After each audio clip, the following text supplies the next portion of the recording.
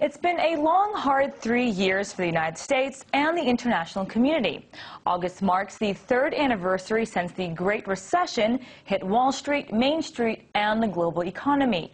Now, after sinking trillions into debt, hundreds of billions on banks and stimulus packages, we ask, what does the future hold for the U.S. and world economy? Joining me from Kingston, New York, for a trip down memory lane and forecast for the future is Gerald Celente. He's the director for Trends Research Institute. Gerald, great to have you as always. Now, let's go back to August 2007. Did you maybe wake up one morning with the premonitions that the crisis would explode and that it would become today? Actually, in November of 2007, we took out the domain name, the Panic of '08.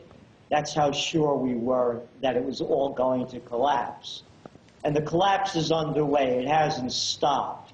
It's just like a crash that's underway, and it's hitting some barricades along the way that makes it appear as though it's slowing down, but ultimately the crash will continue.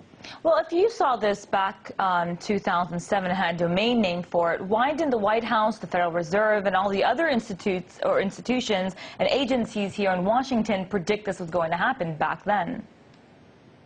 Because they're not very astute at forecasting trends. I ask you this question. With all of the cabinet positions in government, is there a cabinet position of the future trend forecasting? They don't exist. The whole nation is basically trend ignorant. Go to any of the universities, Harvard, Princeton, Yale, name them.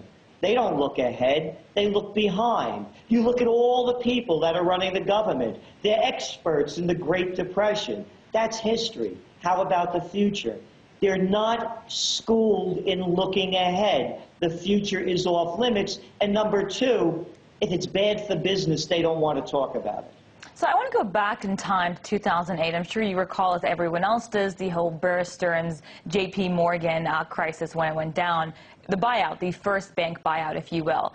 And, you know, there was a huge media frenzy surrounding that. It became huge. But as time went on and, you know, the situation progressed, and a lot of banks failed for the most part, as we bailed them out, we became very sensitized to bank bailouts. So does that mean the mood on Main Street has shifted from apathy, is now, you know, apathy over visual outrage? Well, there is outrage, and let's not forget what's happened in a very short amount of time. America went from being the greatest entrepreneurial empire in the world, one where you rose and fall and on your own merits, to one that became bail out the biggest.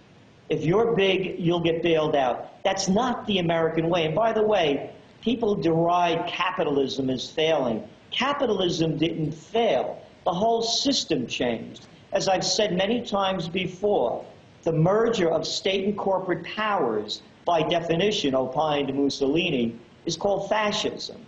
So all of a sudden, we're bailing out the big guys as the little people are suffering. You know, you've heard me say this before. When people lose everything and they have nothing left to lose, they lose it. Current events form future trends. Look what's making the news today. Some poor guy lost his job, got caught stealing beer, and he went insane, and he shot, what, 9 people in Connecticut? This is going on and on and on. So, yes, the people are very angry. They feel cheated and betrayed. But if they are angry, as you say, and betrayed, as you mentioned, you know, do they have any inclination that it could have something to do with corporate capitalism coming to a crash or hitting a wall? Is that in the minds of your average American, that maybe capitalism could be part of this situation? Not at all. Again, the capitalist system is you rise and fall on your own merits. And they made up this big lie that you have to save the too big to fail. After all, if Goldman Sachs went under, what would happen to us? If Lehman Brothers went bankrupt, as they did, what difference did it make? If Bear Stearns went bust, who cares? They made up the big lie that you have to make the country bigger and controlled by a few. That's an oligopoly. So no, the people are looking one direction and Washington is talking in another. I want to read to you a quote from Treasury Secretary Timothy Geithner in today's New York Times in an op-ed piece. He ends it by saying, as the president said last week, no one should bet against the American worker, American business, and American ingenuity.